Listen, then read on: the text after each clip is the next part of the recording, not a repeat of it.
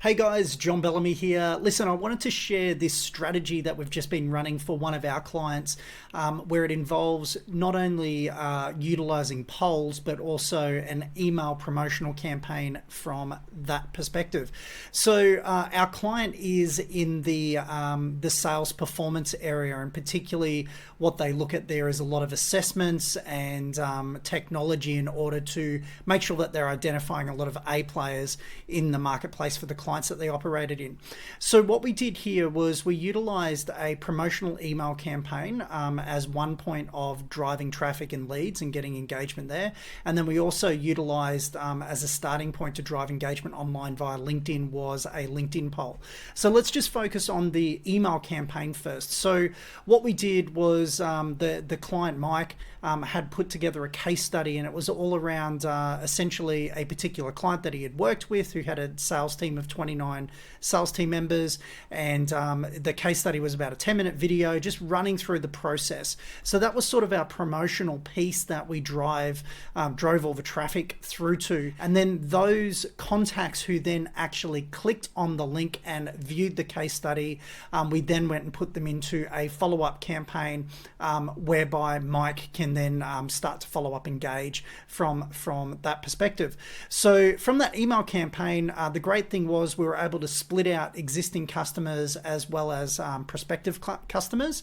And then once we went and reviewed the list of all of those people who had clicked through, Mike identified that there was around 14 A players, meaning A prospects that he definitely wanted to go and follow up with. So we've now sent them a follow-up email, and then we've got the follow-up stages in play from that side as well, which is great. So being that, in Mike's case, he's got a long sales cycle, it's great to constantly look for different ways each and every month where we can identify a set target of accounts or prospects that he can now start to go and follow up with. And, out of those 14, if we get one or two of those that enter into a quality sales conversation and then therefore become customers off the back of that, it's been a brilliant exercise. So that's from the email side of things, where we did a promotion where we were driving to get video views, watch time on a particular case study, and then those who watched the case study, we wanted to segment them out through a couple of different filters,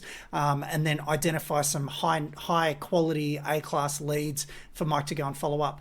The second side of this campaign was from a social perspective, and this was looking at utilizing a poll on LinkedIn. Once again, you could do this on Instagram, Facebook, whatever platform that you're looking at there. In Mike's case, we chose LinkedIn.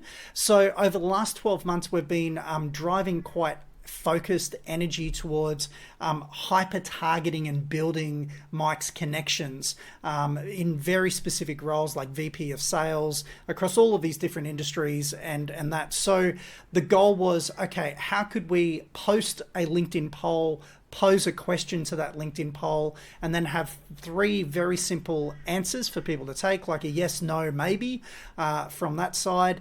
And then we can then go and analyze and look at all of the results from that. So we ran the poll just on 2 weeks. Really didn't do a big promotion or anything. It was just an organic post, and I think Mike reshared it twice over the 2 weeks. So there was no email campaigns, there was no paid ad traffic or anything like that.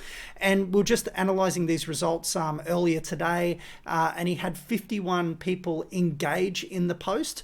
And it was a really good spread between the 3 outcomes of yes, no, maybe from that. So what we looked at was, out of all of those 51 people, we started going through individually through that list and identifying, okay, are there any existing customers here who may have just engaged in the poll? The great thing was there was no existing customers, okay, which meant that out of the 51, they were all potential prospects, people that Mike hasn't done business with yet.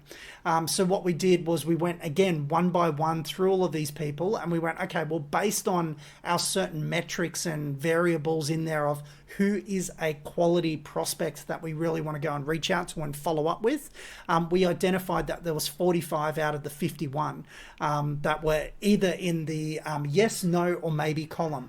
So now what we're doing, which is great, we've identified 45 there, where we identified 14 14 over on the email campaign. So we've got a whole bunch of leads now that we can follow up. So in the LinkedIn poll example, what we're now doing is we're now looking at all of those 45 that we've identified out of the 51 that responded.